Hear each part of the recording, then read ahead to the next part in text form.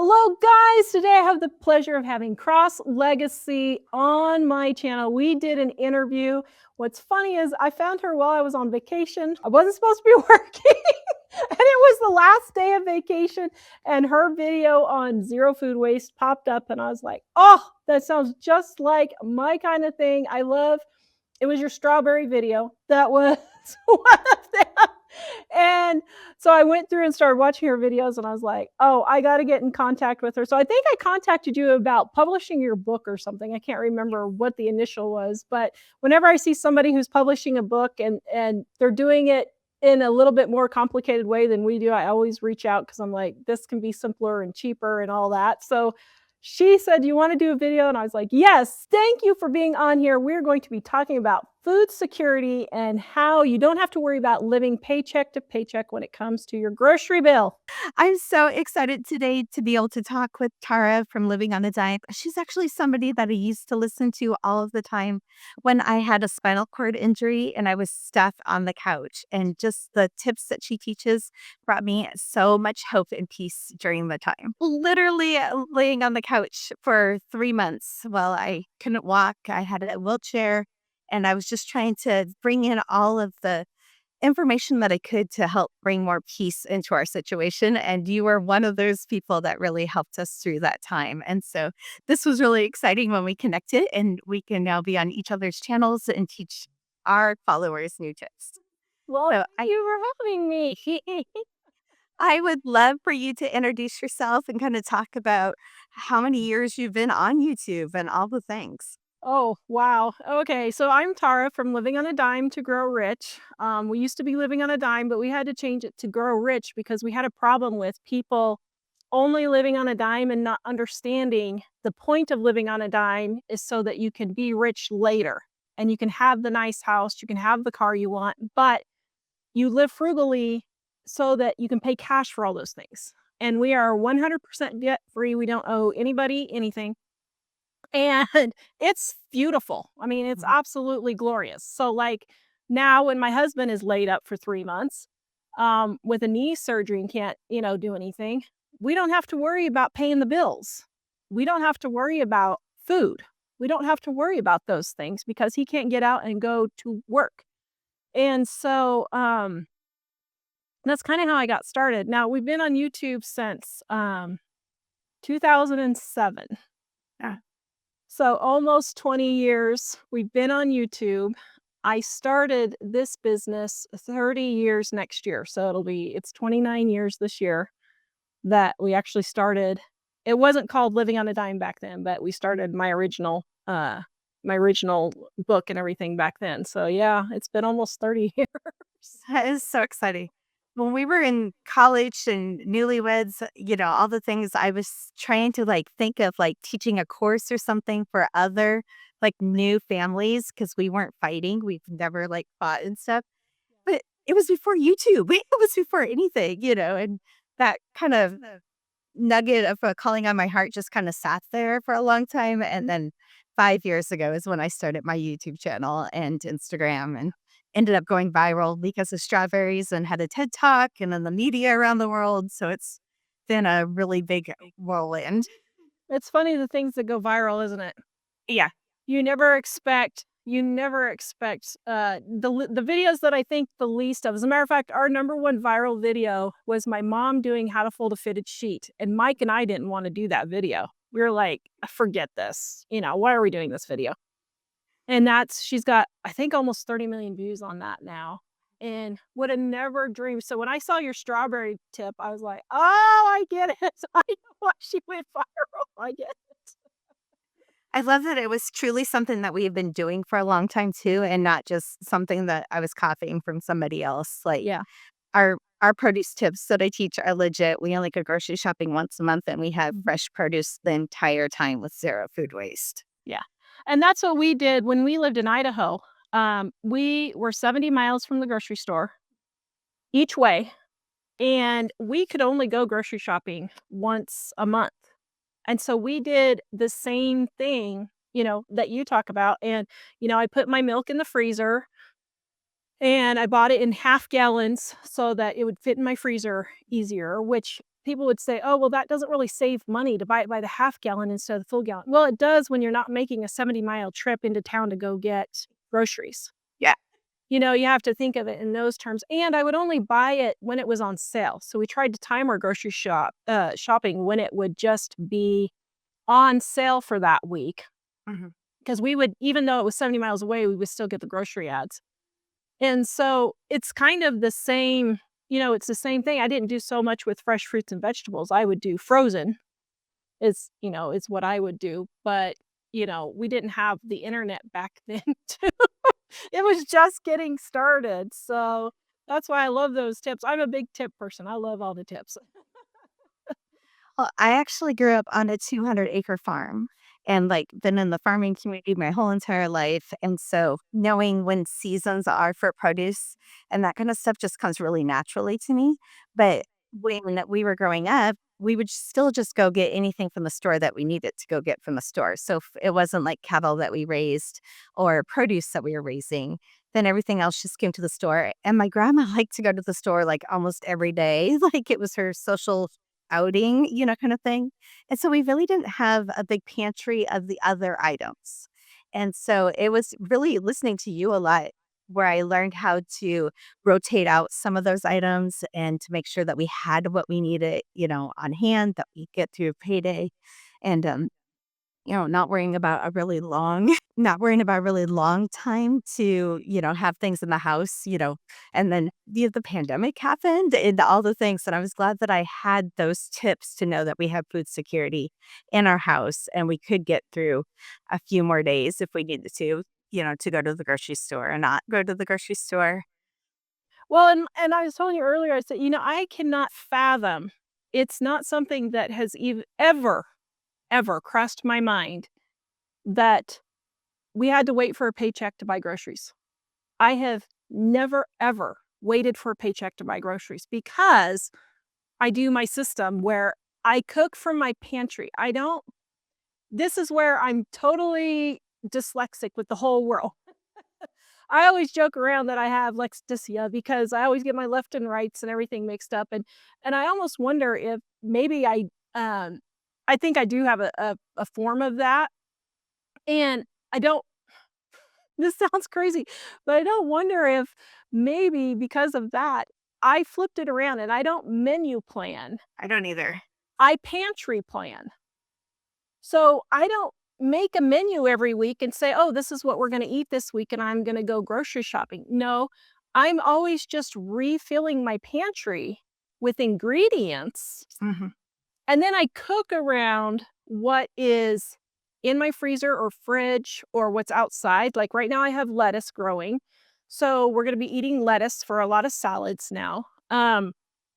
And so I just look at what I need to use up, what's on sale if I happen to be going grocery shopping that's fresh that I would need to use up, like strawberries, blueberries, whatever, and that's how I cook, and people have a hard time adjusting to that, but if you do it that way, you save a lot of money. Even now, it's my husband, a college-age son, a high school son, and I that I buy groceries for, and I still only spend $400 a month, and that's buying. I have, chronic fatigue syndrome and fibromyalgia, so I have, been having a really rough time the last, several months to a year, and that's including a lot of things like chicken nuggets and Hot Pockets just to get us through when we can, and so if you can fill your pantry, and my pantry my pantry is excessive, I understand that.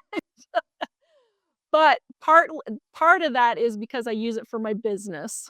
I have Living on a Dime, but then I also have a recipe channel, Super Easy Recipes, that I put out cooking videos every day. So I don't wanna be running to the grocery store because I forgot something. So I just restock. I have a dedicated room in my basement. It's just a little closet thing, and I just put shelves in there, and so I just refill when things are on sale. And so that really helps to keep my grocery budget down because I try not to buy anything regular price, so to speak. Does that make sense? Yeah. Now, we live in Wyoming now, and our last house was in the big city. So it was a lot easier to find deals. Grocery stores were competing. Here in Wyoming, there's a family grocery store, Albertsons, and Walmart. That's all I got, unless I wanna drive 2 hours. Right. And so here it's less, but it's still the same principle. When the family grocery store has butter for $1.99 or $2.99, depending on, what time of year it is, I'll stock up my freezer for 6 months or a year. Then I don't have to worry about putting butter on the list. So it works for me because I don't wanna have to go to the grocery store all the time, every time I forget something, or even once a week. I just do not have the physical energy to do it. So that's partly why I do the pantry method, and that's how I save a lot of money on groceries is just buying stuff on sale. So we actually have similar stories there. I have reflective sympathetic dystrophy that attacks my joints. Mhm. And for 2 years, I couldn't open up my hands when my kids were little, and I've had spinal injuries because of it, all the things. But depending day on day, it depends on how much energy I have or how far I can make it through the day. And so to have freezer meals and things ready to go is like the only thing that can get me through a week sometimes. But we used to live in a house over in the Seattle area where we could see Costco from our front window. And there was a Walmart, Target, what else was there? Walmart, Target, Marshalls, Safeway, like all of the stores were within 2 stoplights of our house. And we really had to train ourselves not to go to the grocery store because we were running in to grab one thing, and then my husband was grabbing a couple extra things, and we were realizing that it was killing our budget. But we wanted to move over here to Eastern Washington, where we did in September, and it's a really rural area. It's a farming community, but it takes me 45 minutes now to get to Costco. And so that grocery shopping trip is a big deal to be able Yeah. to go grocery shopping. We have Winco here, which I think is pretty similar to Aldi in other Mhm. parts of the country. But so we go to the farm stand if they're open, and then Costco and Winco, and that's just once a month. And then we have all the things that we need for the month. Yeah, people think, "Oh, I'm gonna go move to the country and save all this money." Actually, living in the country, I've lived, let's see, 4 times in the country, and let's see, 3 of those, I had no less than 45 to 50 miles was my shortest drive to the grocery store, and so it gets really expensive really fast. If you don't start planning really carefully and use what you have on hand, you're gonna be up a creek. It's gonna be hard. I really found over the years I've limited the ingredients that we bring into the house. So I'm able to make a bunch of different recipes with the same ingredients, and then it doesn't take up as much space too. So I'm like trying to rotate out those ingredients and use them up. And then I know that we have food security in the house and I don't have to worry about it. And our grocery budget is pretty low. It's $135 per person, and there's only 2 of us that live here now. So our grocery budget is $270. But because of my medical stuff and some allergies, we're mostly organic and single ingredient items. So I'm buying, higher quality things for $135 per person and just really focusing on having zero food waste. Yeah. Well, and that's the big thing that people don't understand is wasting food is 30 to 40% of a lot of people's grocery bills, and they don't even have a clue they're throwing away that much food. They have no clue they're throwing away that much food. Like, they'll take a rotisserie chicken and they'll eat it and they'll think, "Oh, that's done." I get at least 3 meals. Depending on the size, I can get 4 to 5 meals out of it. And people are like, "Well, how in the world do you do that?" Well, you eat the chicken by itself the first night. Then the second night, you can have, like, chicken and noodles. Then the third night, I'll, boil the bones the next day, and then I'll have green chili, which is Mexican food. I don't know if you guys have it back there, but it's a big thing in Colorado where we just We're here too. We're in a the farming community. okay, so we'll have green chili one night, and then another night, we'll have chicken and noodle soup. Mhm. And so I plan around what I need to use up. So if I make a roast, I'm not just people need to get out of their mind that they're cooking for that meal and instead get in their mind, I am pre-cooking for the next day. Everybody says, "Oh, let's cook like grandma." Well, what grandma did was she made a roast on day 1. Day 2, she made beef and noodles. Day 3, she made shepherd's pie. And so, and the same potatoes that she put in with the roast on the first day, she made for the topping for the shepherd's pie. And, grandma did not, despite what people think, my grandma was a farm, grandma also. And she was never home to cook. She was never home to cook. She was always out helping with the farm or working one of her 3 jobs to keep the farm going. Right. She was never home. Wife. Yeah, she was never home. And so she would put a roast and potatoes in at 5 o'clock in the morning and come home at 5, 6, 7 o'clock at night, sometimes 8 or 9 o'clock at night. And that's what they would have for dinner then. And so I think we do need to get back to the old way of cooking. But I think we're so far removed now that people don't understand it's not a lot of work to sit in the kitchen. Like you, I don't know how long you spend, but I really rarely spend more than 15 to 20 minutes cooking dinner. If I spend 20 minutes, that's a long dinner for me because by the time 5 o'clock comes around, I just do not have it in me Right. to do one more thing.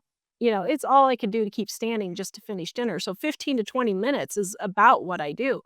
And so if people would use less ingredients, stop making the recipe so complicated, and just get in and do it, it would take less time than takeout. I was actually thinking about doing a video on me going and getting dinner at the takeout, or I mean at the fast food versus cooking it at home and see which was actually faster.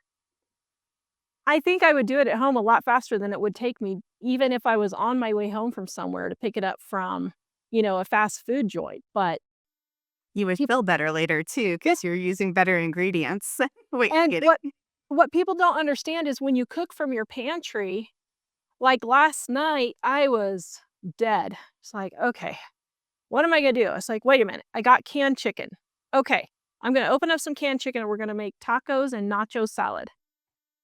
Because I only had so many taco shells, but I had some crumbles of corn chips in the pantry to use up, and I was like, "Okay, that's gonna be our dinner tonight." But everybody loved it. It was really tasty, and it worked, and it took me less than 10 minutes to make dinner. That's funny. We had salsa chicken last night on corn tortillas. So we had 6 tortillas left, the small corn ones, and I normally don't eat the same things during the same week. I rotate things out of my freezer. So I was able to pull a container of cooked salsa chicken out of the freezer. Like around 4 o'clock, I put it in some water in the sink. It was ready by dinner time. And then I just warmed it up. And so those same kind of things that we are both doing is making sure that I always make sure that I have cooked protein in the freezer and then I rotate those things out. But Mhm. yeah, using a roast 4 different ways for 4 different meals, all the things. And then when I'm washing produce that night, I'm normally also making chicken stock in the Instapot. So I have that going and the produce is washing and then I know it stays fresh when it's put away right. And, Yep. it's just Yeah. learning those skills or being able to substitute things. Like, I feel like a lot of the people that are a generation younger than us don't know how to make something without having the exact same ingredients that the recipe says. They don't know how to substitute things in and out. Yes. That is 100% for sure. People cannot, uh and I don't know how to teach them except on my other channel, I show how I do this. But I just show people, "Oh, wait, I thought I had chicken defrosted and I didn't. What am I gonna do? Okay, I take the chicken out and I throw it in a bucket of water, hot water, and get it defrosted in a half an hour before dinner." Or I'll have canned chicken. Or I've got a rotisserie chicken that I forgot about and I threw in the freezer. You know? So learning how to substitute is, I would say it's right up there with cooking from your pantry. I would say it's probably number 2. I mean, the cooking from your pantry is 1, not using leftovers is number 2, then maybe number 3 is substituting because really the biggest way you're gonna save money is by substituting, because you've got to get it out of your mind. Oh, I had planned spaghetti and meatballs tonight. I thought I had meatballs in the freezer and I don't have any. Now what am I gonna do? Okay, well, we're just gonna have to go out to eat. No. I mean, if it really got desperate, we would have cereal and toast or oatmeal or pancakes or something. And so you a and I've been saying this more often, but I have never once, ever, in being on my own, let's see, I've been on my own 45 or so years now, out of high school. I have never once said, "I'm too tired, I'm just gonna go out to eat." Ever. I have never done that. I just don't feel good. I'm gonna go out to eat. Because in my mind, I equate that $40 with, if let's say you're a working mom, you make $20 an hour. After you pay your taxes and all of your expenses, you're bringing home $10 an hour. That means you just had to work 4 hours for that takeout that's $40, which is probably 50 or 60 now. Right. Exactly. 5 to 6 hours if you're going 50 to 60 for something everybody ate in 15 minutes. To me, not even close to being worth it. That's just not even remotely worth it. I can't imagine killing myself 6 hours working for something that my family's gonna eat in 15 minutes. It doesn't even make sense to me. And so that's how I think differently as far as preparing the meals, and really it's all about the mindset, because in my mind, we'll have a bowl of cereal, or if I don't have milk, we'll have a bowl of oatmeal. Or if we don't have oatmeal, we'll have cream of wheat or cream of rice, or we'll just have rice cereal or something. And so I think those substitutions really are probably one of the top things for saving money aside from throwing away food, because once you learn to substitute, your possibilities are endless. It's funny that you keep mentioning cereal. I don't really talk about it very often, but the day I was in labor, like labor, to have my baby, it was a Sunday morning, and we were debating about if we were gonna go to church or not go to church, and I sing on the praise team, so it was, like, calling to, like, I'm not gonna be there to sing for sure, like, that's not happening. But it was the day before my husband's payday, and we were trying to figure out, hospital or not hospital. Well, we had a toddler at home, and that they wanted cereal, and it was just like, "Well, we're out of milk, and it's the day before payday," and it's like, Mhm. "Okay, am I making pancakes or are we going to the hospital?" And it was just this whole thing, and since that day, I've learned how to have shelf-stable milk on the pantry shelves all the time, and I really realized even talking with, like, moms groups and stuff, cereal and milk is, like, such a thing that you can always feed your kids and they're happy, like, Yeah. the power's out, cereal and milk, have some shelf-stable milk. And we only buy Cocoa Puffs, so it's, like, Mike's favorite, twice a year, and we have 2 boxes, and whenever we're going to buy the 2nd box for the year and rotating them out, then I let him eat the Cocoa Pebbles. But it's like a special treat, but it's emergency preparedness, I like to have it in the cabinet. Well, and people get so upset about mentioning cereal. There is so many other ways of eating cereal aside from what people think of. It doesn't have to be Fruit Loops, and I don't even know what cereal is anymore because we just don't buy it that much, but Fruit Loops and Fruity Pebbles, or, Apple Jacks, whatever. There's well, I know there's some controversy with it, but there's Cheerios, which is oats. There is Rice Chex, which I'm gluten-free. That's what I eat when I need a snack. I'll eat that instead of popcorn. Or, there's Rice Puffs, there's Corn Flakes, there's lots of good cereal that is perfectly fine for you to eat. Even if you had it every morning, it would be okay. But I think people have gotten so obsessed with healthy, they can't get it out of their head that, wait a minute, you've got your milk, which is your protein, you've got your carb there, throw in a piece of fruit, a banana, apple, orange, and you've got a complete meal there. It's really okay. I give you permission to have cereal if you need to. Just, don't go out to eat. Have a bowl of cereal. It's okay. If I avoided takeout, then it's a win. Yeah. And that's it. Avoid it at all costs. I'm diabetic and cereal does not like me. I've Right. tried it. So it's an issue for me, but I still feed it to kiddos and might Well, and occasionally. that's just it. We get the exception every time I say something like this, we get the exceptions, and I know you do too. "Well, I can't not 'cause of X, X, X, X," whatever, X, Y, whatever. There's always the exception, but, like, I'm gluten-free, dairy-free. So, I will feed my husband and kids BLTs. I'll have a BL on a or BLT on a L on a nail, you know? And so I just adapt. I'm pre-diabetic also. I'm a ticking time bomb.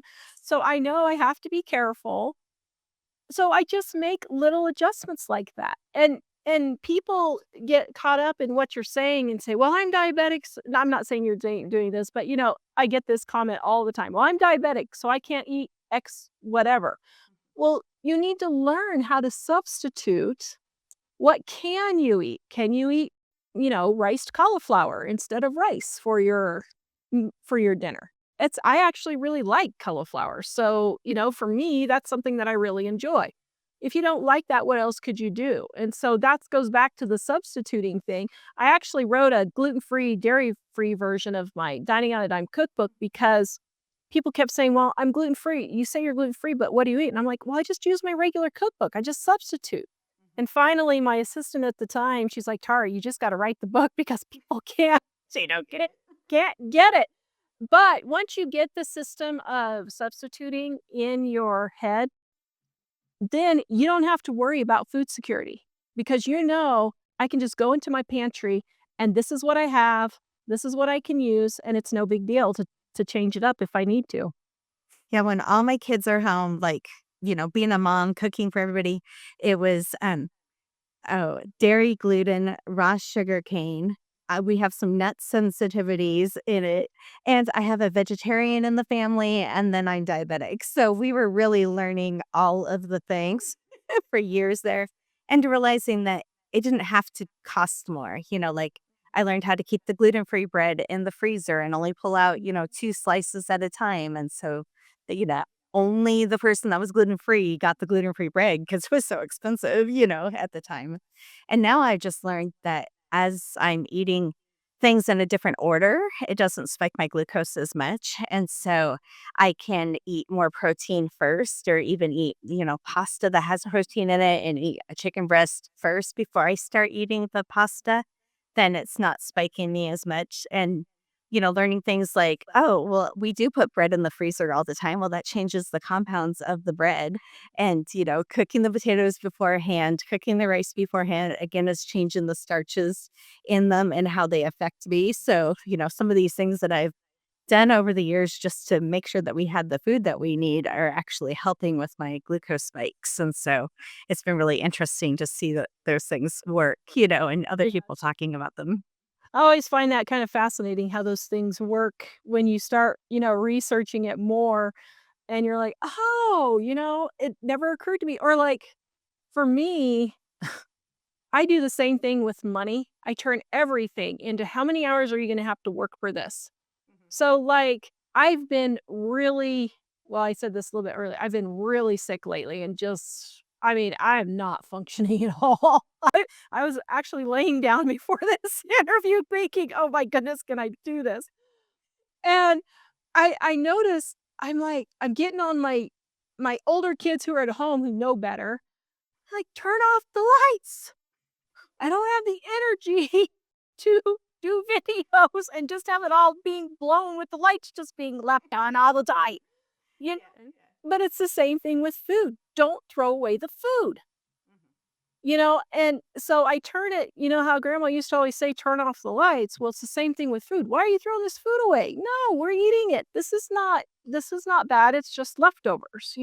And of course, if it's 5 or 6 days old, yeah, you don't want to give yourself food poisoning. I actually threw away 30 pounds. You're the first to hear this confession. 30 pounds of potato and pasta salad yesterday because I cooked for a graduation party and my fridge got left open the night before. A bowl had slipped and got caught between the door and I didn't know it. And I was like, "Our little town hospital would not be able to handle 120 people with food poisoning. They just would not. And it's 2 hours to the next biggest city. That would not be pretty."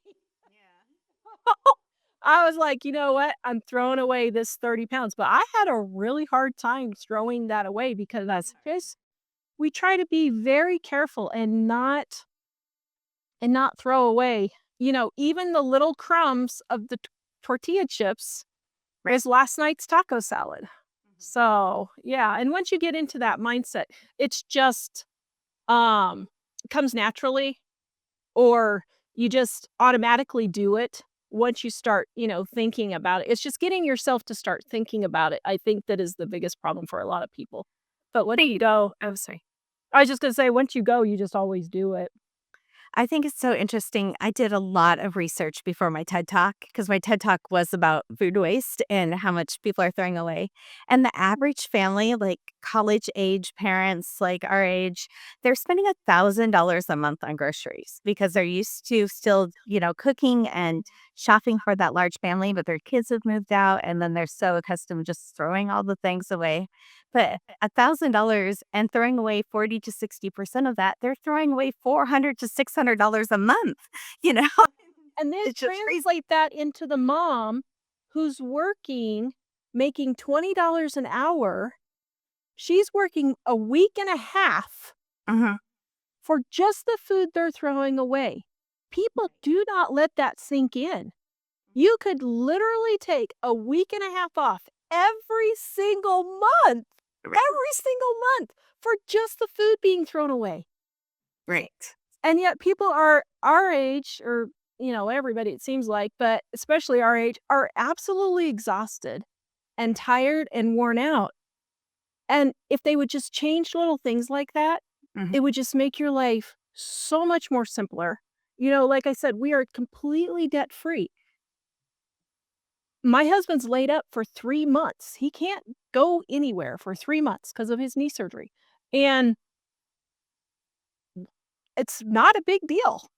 I Right. mean, I get we work at home. I understand, our situation's a little bit different. But even if he couldn't do any, because his work has been very limited because of the drugs and stuff like that, so he's not quite all there. But even if he had to take off the full 3 months, we would be okay. And people don't understand what a burden lifted off of your shoulders Right. that is to not have to worry about that. You had a baby. Okay, take off 3 months. It's okay. You can do that because you're not throwing away, literally throwing away your paycheck. Exactly, exactly. No. We finally, besides for a house, we just moved here, but besides for a house, we're debt free, and just that weight that we're not worrying about other people or phone calls, and we've definitely been through our medical struggles over the years that have overtaken our finances at times, but to be able to get control of those four walls, like Dick Ramsey said, is really what changed everything for us. We made sure our mortgage was paid and our power never was turned off, even though I was laid up for 2 years and was bringing in half the income and, focusing on basing our grocery budget per person is how we really survived. So we based that way back 20 years ago as $100 per person when we had our kids at home. And that was what we could afford. Like, that's why we picked that number. That's what we could afford. And my husband has consistently, back in the day, we had it in, cash envelopes, but we don't do that anymore. We put our grocery money into a separate debit account that's only for groceries. It's only for ingredients. And that money every single payday goes into that grocery account, and I always know that it's there and I don't have to worry about it, and it's just building that food security. But even when this week when I went grocery shopping, um, I ended up spending, $50 less than our $270 grocery budget. That goes into a carryover amount, and that's how we buy half of a beef every 2 years, so the money is there, I'm not trying to get it from other places to do it. And it just Yeah, people don't understand that concept. So, because that's exactly what I do. So people are like, "Well, wait a minute. You say you spend $400 a month, but you just spent $600 on a stockpile because it's Thanksgiving and they've got flour and sugar and butter and brown sugar and powdered sugar and condensed milk and all these things that I use well, mostly for my recipe channel, but, they had all these things on sale and people were like, "Well, wait, you said you spent $400, but you just spent $600." No, I spent $150 last month. Right. Exactly. So that 250 goes to the next month. And then when they have on, Thanksgiving, Christmas, Easter, Memorial Day, 4th of July, the big Labor Day, those are usually the 6 or so big sale days. Then I go stock up if I'm low on something, and I don't have to try and find the money because the money's there because I haven't been spending money on butter for the last 6 months. That extra money has been saving. So a lot of people don't understand how we do that. So I thought I'd explain that because people are like, "Wait, I don't get how you did that." So yeah. I actually show all of our grocery hauls on my channel and then break down like what I was thinking when I was at the grocery store. Like this time I didn't need to get milk, so I got extra cheese, but it was still kind of in that same category. It didn't go for like Oreos or something, it stayed in a healthy kind of thing to have in your house, and it that's just the way that we've been doing it, but I'm, like, realizing now that I've been posting all of my grocery hauls for 5 years now here on the channel. In July, it'll be 5 years, like, people can really see the receipts of Mm. doing this month after month and how I'm able to, put a little bit aside and, think about, those rainy days and, have extra things for food security for longer term, if I can Yeah. get, Have you noticed extra figure. have you noticed if your bill's gone up a lot or has it I've the noticed same? I've noticed that I bought less bacon. Yeah. No. But, instead of just getting a package of bacon, then I will now get a package of bacon. I'll put wax paper in between like every 4 slices and then put it in the freezer. So we still have it, but we don't have it as often. Yeah. Yeah, I think the last time I bought bacon was a year ago, and my grocery store sells it in boxes, like 40-pound boxes, and I can get it for like $1.50 a pound that way. But I have to go and repackage it then. And people say, "Oh, is that really worth the time?" Actually, it is. I sat and figured it up. I did it with boneless, skinless chicken breasts on my channel about, I don't know, 6 or 8 months ago. And for 20 minutes worth of work, I saved, I think it was $150. Yeah. Okay, so translate that. That's like what, $350 an hour you earned? I don't know anybody who earns $350 an hour or however much it is. But, it's that's one way that I encourage myself when I do these things and I don't feel like doing it is I will literally time myself and say, "Wait a minute, I just processed 40 pounds of bacon, saved myself all this money. Whoa, I just earned $350 an hour." Or whatever it is. And so people, if they're feeling discouraged, should turn around the numbers and pay yourself. And you can say, "Well, honey, how was your work today?" "Yeah, well, I made $350 an hour."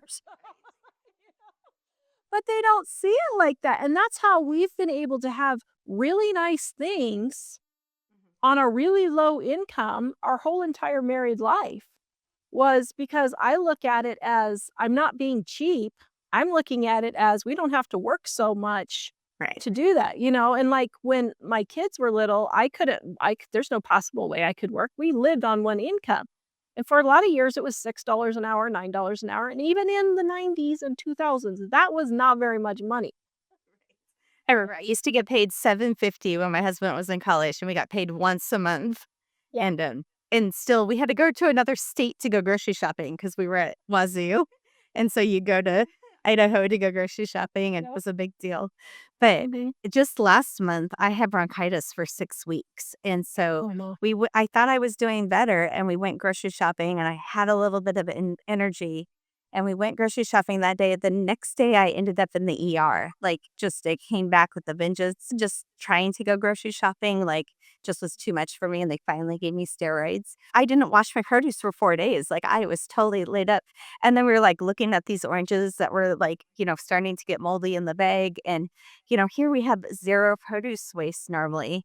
And just Mike, instead of like being frustrated with it, he's like, it just shows you that your systems work. When you take that time, to be able to do it, we really do have, zero food waste most of the time, and unless I'm in the ER, I can give myself a little bit of grace. And actually, I want to address that because if people are ultra frugal, that's great. I'm glad you're ultra frugal, that's good. But we have to give ourselves a lot of grace when we have those times. Don't be so hard on yourself. I have been really sick for, mo- actually probably years, even worse so than normal. And something's been wrong and can't figure it out. And I just had some tests done and I've got a couple of infections that I didn't know that I had that I've been combating for years that I've gotta get cleared up. And I'm like, "Okay, wait a minute. Don't be so hard on yourself, Tara. If you actually went to Walmart last week after Mike had surgery, I am not feeling good, and I just did a pickup, and I got nothing on sale. I paid full price for everything." You know? But it wasn't takeout. But it wasn't takeout. It was actually food. It was all I did, I don't do name brands, I do the store brands for 90% of my stuff. And I still was very frugal in my shopping, and I got, like, 4 weeks worth of groceries for $300. But we have to be, not so hard on ourselves when we're in those situations, and I know a lot of moms are, and so I just wanna tell moms, it's okay. You've just had a baby, or you've got a baby and a toddler, or, Mhm. you've got 3 or 4 kids under 4 or whatever. I have actually lived it and been there, and it is okay to buy the chicken nuggets if you need to, or buy the backs I know boxed macaroni and cheese gets a big, you know everybody gets upset about it, but it's okay to buy those things if you need to. It's not like it's an everyday thing. And, you gotta go for 80% of the time if your life is just chaotic. And so I'm with you on, you see those things and you feel guilty, but you gotta give yourself some grace. Yeah. I normally say, yeah, 80% of the time I'm trying to do everything I can, and 20% is giving myself a little bit of grace and not having mom guilt or whatever it is. But talking about being really frugal. So we are really frugal when it comes to the food that we're bringing into our house and trying to make sure that we are having the best ingredients we have in our house. But we're kind of in another situation now where we have a little bit of financial freedom and, things. We sold our house and we ended up like in a 80-year-old house that costs less, so we have some fun things. I could go waste money at the grocery store if I wanted to now and not have to concentrate so much. But I think it's so important to teach this. But last year, when we were in the middle of remodeling our house and listing our house, Mike gave me this challenge. He's like, we can set this money aside if we don't go out to eat like this month. We can just set this money aside. And that was in January. And I was like, okay, like I can do that if you'll let me, buy that, for new furniture for the house. I really wanted a new couch. When we moved, our couch was 20 years old. But what I didn't tell him is I actually found a really good deal in the winter time of something that I wanted to do in August for his birthday. And I ended up not going out to eat for a couple months, and we were tucking that money aside, and we rented a Lamborghini for his birthday. And like it was so cool. We got to drive from, the Seattle area over here to Eastern Washington, but we got to enjoy some of that money that just would have been wasted in a takeout. And, I did get it on a winter sale, all the things, and then used it in August. Like I planned really accordingly for it. But, just knowing that having financial freedom because you're controlling your finances, then you can actually do some fun things too. Well, and it's okay. It's Mhm. okay. You know, um, we have a very nice house. We have a really nice house.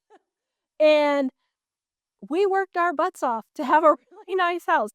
This house is no car payments for 30 years. This house is no student loans for 30 years. This house is no credit card interest for 30 years. But we really enjoy our house. Our last house that we lived in was just a nightmare. It was in town and a cul-de-sac, and we had 20 barking dogs behind us all the time, and I was losing my mind.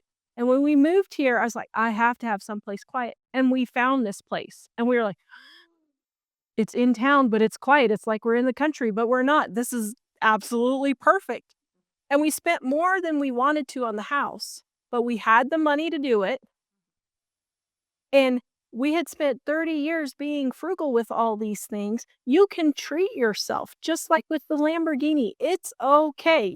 We've taken ourselves on more trips lately because the kids are gone and now we have extra money that we've been saving up because now we're, earning more and all of that. And so you got to give yourself some rewards also.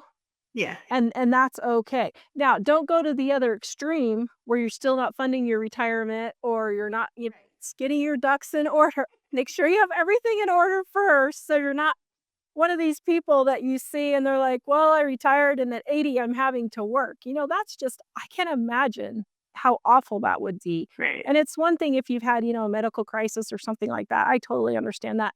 But a lot of people like that, they could have been saving for their retirement, but they were buying purses, they were getting their nails done, and they admit that. And so that's where I think it's good to have a happy balance, but enjoy what you have, but why would you literally throw money in the trash? Right. I just can't do that, but We had graduated with a lot of debt, and then my medical stuff, like, right at the beginning of everything, we ended up in a lot of debt, and it's taken us a long time to get out of it, but I love that we are out of it, and we can really, like, see the other side of it and know that we don't have to put groceries on a credit card or have to get yeah. gas on a credit card, and, we're planning for these things and budgeting, and we've been doing it for 15 years now, that really living within our means and then getting to enjoy those fun things. Like, I get to live now near my kiddos again and, change our legacy of being able to see them again all of the time where they were 4 hours away. Yeah, and, we did the same thing, like, for us, it's always medical stuff with me trying to feel better, or we've had a couple of kids that were really sick, and, it's the medical stuff is hard. Oh, don't even get me started on that. But Mhm. let me tell you, it's a relief in 2024 when we had $60,000 in medical bills unexpectedly, and we were like, uh, we literally had to pay it, right then. This just wasn't something that we could just blow off. And it was so nice. Okay. Yeah, it set us back from what our plans were for that year. But we had the money. We were able to take care of it. Everything was okay. And we didn't have to worry about it.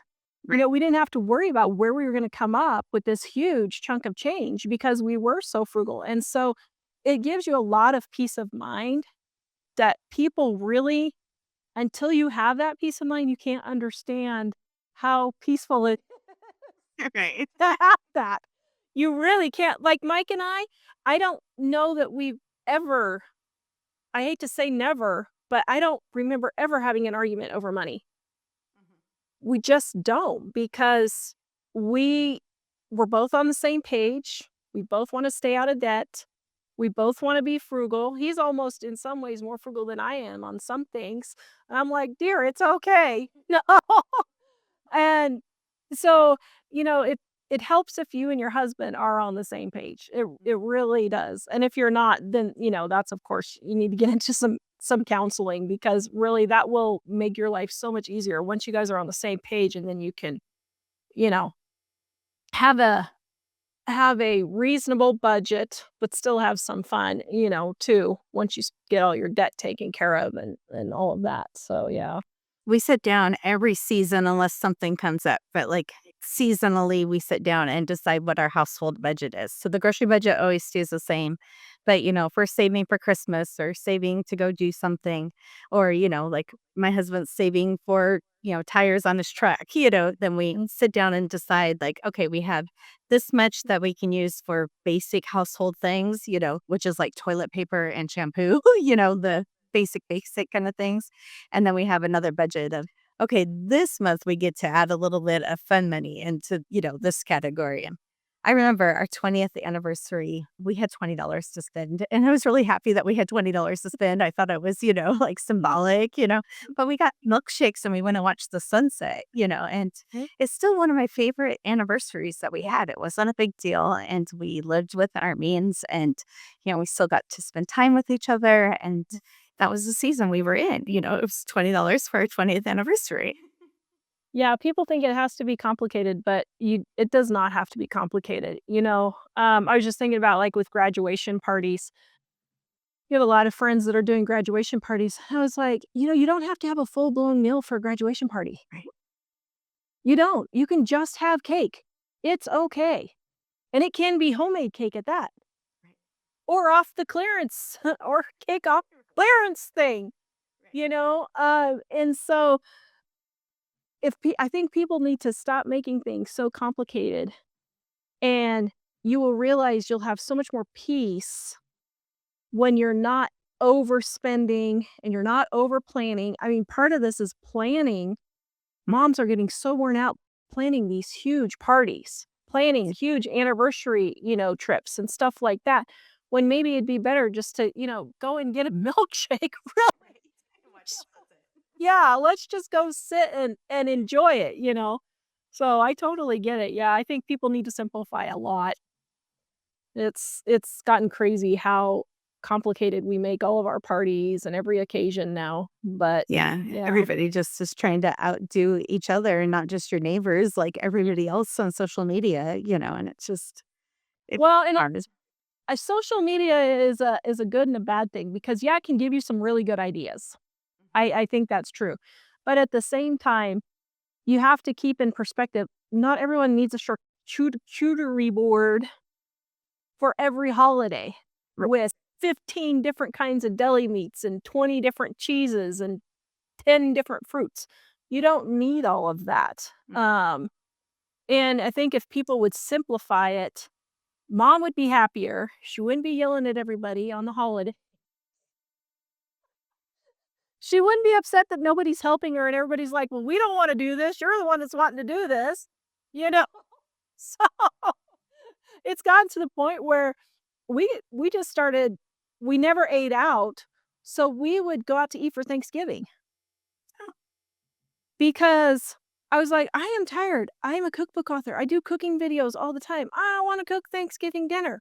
I've already cooked Thanksgiving dinner in October for all my videos. I really don't care. We've been eating on it for 2 weeks already." So we would go to a buffet for Thanksgiving. The kids can have all the pizza they want. Mom can have steak, dad can have his chicken, and it was great.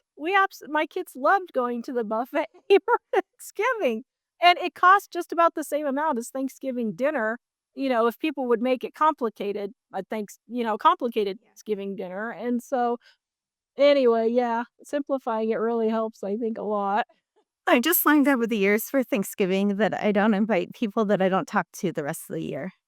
Like, Oh, I'm yeah. not going to spend 3 days cooking for somebody that only shows up on a holiday, and I don't talk to you the rest of the year. Like, if I'm not in your life, I'm not hosting 30 people for Thanksgiving, you know? And that's really helped over the last few years. That kinda started with my spinal cord injury when I couldn't. I had surgery in November, and so I was like, "Okay, we're gonna make this smaller. I'm gonna teach the kids to do things, and I'm gonna sit there and tell them how to do it." But then the next year when I was healthy, it was like, that was kinda nice. Just having us Yeah. all. Well, and even, like, my kids love those canned, crescent rolls. Oh, You yeah. know what I'm talking the canned ones? I never buy them because 'cause they're expensive. So I'm like, "Wait a minute, why am I making homemade dinner rolls for Thanksgiving?" Mhm. They like the canned crescent rolls probably better just because it's something they never get. Why don't I just get 3 cans of those and we'll be done in 5 minutes with the dinner rolls? So, yeah, so I do simplify things a lot, and a lot of that has to do with me being sick. I just literally cannot physically do it. I just can't physically do it. And so I've had to adapt. But what's happening is people are working so hard, spending so much money and all this stuff that now moms are really getting worn out. They're getting worn down. And if they would just simplify and stop making things so complicated, it would make your life so much less stressful.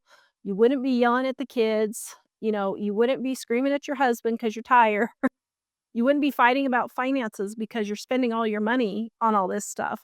And so it seems like we want to save for food security, but it actually goes into way, way more, areas of your life than just realizing you don't have to worry about what you're going to eat today. Right. It's that weight that's on your shoulders of stressing about it all day long Yeah. and worrying. Yeah. Did not mean to turn this into a psychological evaluation of I think it's good. it.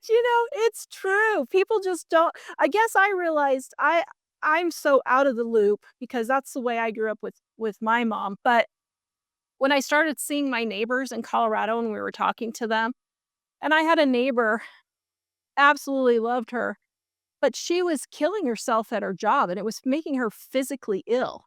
And I said, "Well, why don't you sell your car and just get a used car that's a lot cheaper?" Mhm. "Oh, I can't do that. I don't want somebody else's germs in my car." Yet she had no problem going to hotels for Disney. And I said, "But you go to Disney World and there's people's germs there." "Oh, well, that's different."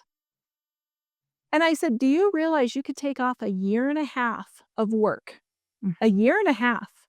It's taking you to pay for this car. By the time you pay for all your interests and all the car and everything for your job, you could take off a full year and a half of work, not have all that stress if you didn't have this car." And she was like, "Really?" Right. Yeah. Run the numbers. And it goes way deeper than just saving money on groceries. It really does. I think it really groceries is just the tip of the iceberg of what's affected when you save on groceries. It That sounds when you crazy, start getting but control of things. Yeah. yeah, it's just a matter of getting control of your finances, and it really starts with groceries. And that's partly why I started living on a dime because I noticed groceries was where people were spending them a lot of money, and it was the number one thing that they could easily control. Mhm. You could easily control that, but people just didn't either know how to or didn't want to. But, yeah, I think it's probably at the top of one of the places you can cut to help save money is on your grocery bill. Yeah, at one point between Mike and I, we were working 5 jobs. Like, we had our main job, I owned a housekeeping company, I was a cheer coach and got paid for that. Like, we had side hustles, all the things, and it just felt like we were just wasting it all at the grocery store and stopping at the grocery store every day and didn't realize how much those little grocery shopping trips were really costing us until I really started tracking it, and I was like, "Okay, we can get control of this and cut down our jobs and actually spend time with our family." Like, that's amazing. Yeah. Yeah, or when you have a life crisis happen, you know, you're not caught off guard. We had to say a similar thing happen. My niece's dad died and she had to come live with us. Well, we were driving kids in Colorado. We were driving kids 7.5 hours a day between my husband, my son, and I. We were spending 7.5 hours a day driving kids to school in 3 different cities. Wow. We were in court. His parents took us to court for it's a long story, but anyway, his parents ended up taking us to court over the whole thing. So we were in court. We literally couldn't work for Mhm. months. And we didn't really worry about money because we had everything in place.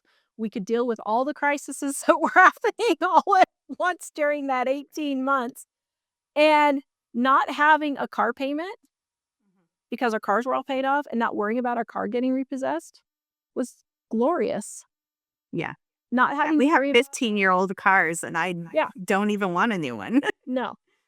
And it's just such a weight that people are carrying, and I feel bad because it doesn't have to be that stressful.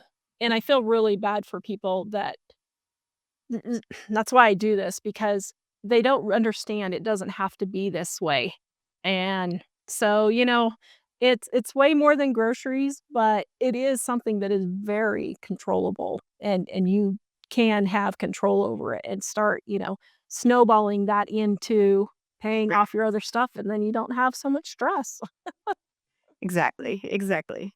Well, I am so glad we got to have this conversation, and I really hope it touches the hearts of the people that are supposed to see this and know that other people are struggling and got out of those hard seasons of life. But I just really thank you for being here on my Cross Legacy channel. And I do want to mention my book, and then I'll let you mention all your things. That my book is The Zero Waste Produce Guide. It's this really pretty full color book that goes through 75 produce items, A to Z, to teach you how to keep them fresh for weeks so you're not throwing away all of your groceries. And we have a discount code for that is DIME15 for your followers that might be checking me out for the first time. But make sure that you subscribe to my channel.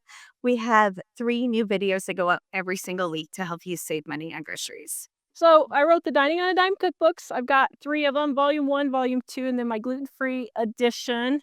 And my channel is Living on a Dime, so go check us out. Yeah, I try to put out 3 videos a week also. Sometimes I do more, sometimes I do less. It just depends on how I'm feeling.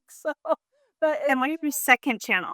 so my other channel is Super Easy Recipes, and that I try to post every single day on Super Easy Recipes, and that's not extreme frugal. Just a heads up for people. It is using more canned items, more, canned biscuits and stuff like that. Because a lot of people, I realized, they're overwhelmed with scratch cooking, even though scratch cooking really doesn't take any longer. Um, they just can't understand that. And so I made that channel just to get people cooking at home with something, just to get out of the restaurants, So yeah, so it's Super Easy Recipes is my other channel. Well, we'll make sure that we list everything in the show notes so you can see it listed in the description for both of our channels. And I'm just so glad to meet somebody that really has changed my life and gave me hope during a really hard time in my life. And it's just really neat to be able to talk to you today. Well, thank you. Well, I have to tell you, I found you on vacation. I wasn't supposed to be working. And I read, and you popped up on my phone, and I was like, "What?" I was like, "Oh, she's just like us." Well, I was so happy when you wanted to do this because I was like, "Yes, a fellow frugalite." I don't know what we call ourselves, Right? but yeah. I like that. So Yeah, thank this you. has I just been appreciate great. it. All right. Have a good day. And we will see you on both of our channels. All right. Bye bye.